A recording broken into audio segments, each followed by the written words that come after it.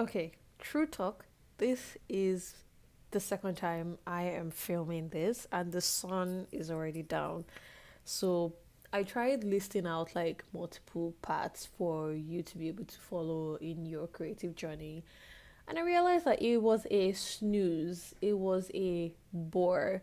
So I'm going to try and keep this super light, super fast, and hopefully super interesting. I mean, I wouldn't say I'm a very interesting person, but I should at least try to cosplay one, I guess, in this video.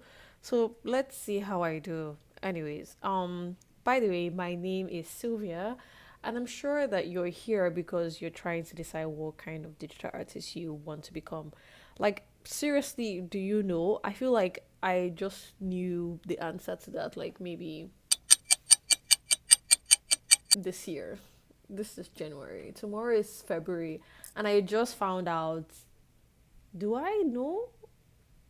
Okay, well, this is not about me.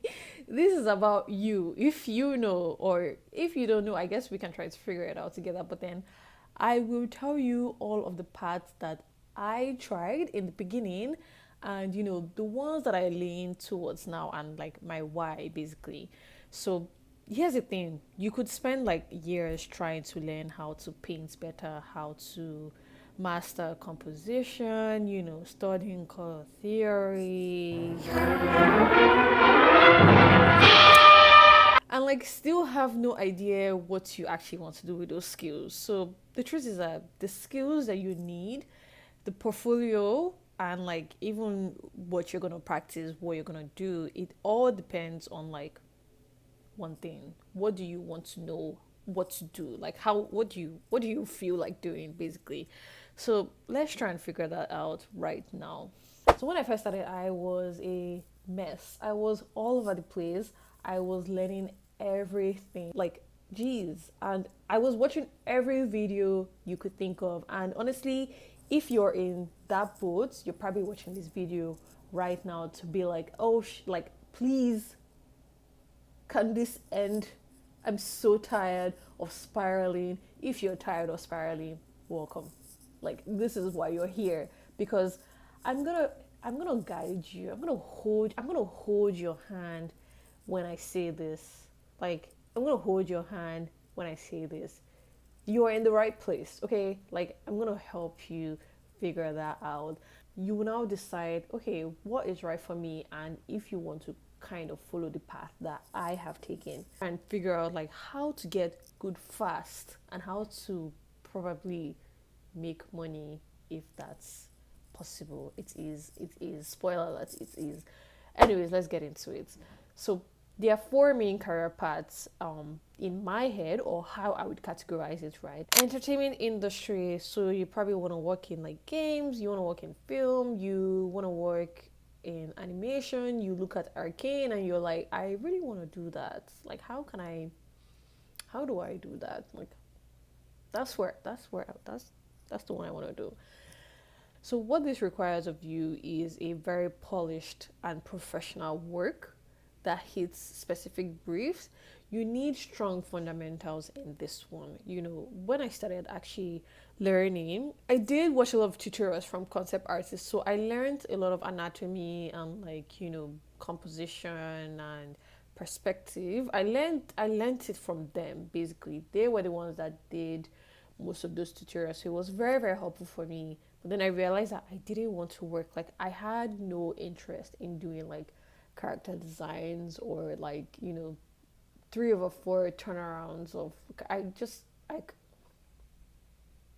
I couldn't do it. Anyways, so but then if you want to work in the gaming industry, if you want to work in the movie industry, this is probably the right place for you. The second path is becoming an illustrator. So think editorial, think children's book, think branding, licensing. I would categorize this career path as like if you want to get your art in front of a lot of people super fast, how do you do it? Become an illustrator. Become an illustrator. It also requires you to keep up on the trends. You need to know what's trending because they're only going to choose an illustrator that kind of works in a trendy style. So you probably want to be able to morph in between styles, or you can also stay true to your own style and like find like a publisher, find like an agency that would, want to work with your style. Or you could probably just make your own style trendy. I've seen a lot of artists that do this, and honestly, I wish that was me. Okay, so the second path is becoming a fine artist. This is selling your originals, your prints, you're building a personal brand. I feel like this is where I'm at right now in my current art career. This is freedom. This is freedom. Like, I'm gonna tell you that this is a sweet one, I would say, like for me basically. So you're creating art for yourself first. You're creating art with your own vision, your own voice, and then you're selling it to people that connect with your work. I think the hard parts that might come from being like a fine artist is like trying to find your audience, or like, but then the the one advice that I would give for following this path is to just create. Like, don't worry about finding your audience. Basically, I want to use an analogy I literally just learned. There are two people, right? There's the bee chaser and there's the garden. If you want to become a fine artist, you have to be a garden. You have to, cultivate your style, cultivate your voice, and then people will come to you, buyers will come to you, instead of like trying to market your art and then, trying to become a bee chaser. So do not do that. You will burn out. Commission artists. So you're basically doing custom work for individual clients. You're taking requests, you're turning pet portraits into, I don't know, whatever. I lost my train of thought there. You're doing character designs for people's OCs. I did this a lot, and honestly, I do quite like it. You're doing fan art commissions. You're doing furry commissions. You're doing custom pieces for anniversaries, gifts, memorials. So I like commission. I feel like this is probably like a good place to also earn money from. This requires you to have like a lot of connections. You have to be very good with people. Communication is everything. You also have to be able to take direction without losing your own artistic integrity, which I also enjoy. Like, clients basically come to you and they're like, "Oh, I really like your style. Please, can you like, create this artwork for me, because I do enjoy your style." So that way you get to also work in your own voice in such a way, and like, yeah. So now that I have gone through the four major paths that I know in my head, I tend to lean towards three of these paths, right? And like, why do I do this to myself? I enjoy being versatile. I work with a lot of mediums, by the way. I'm not just only a digital artist, but then digital art is like my main form of creating. So I choose to be versatile. And I would say that like the reasons for why I choose fine art is because I like to do a lot of personal work. I like to do a lot of soul work basically.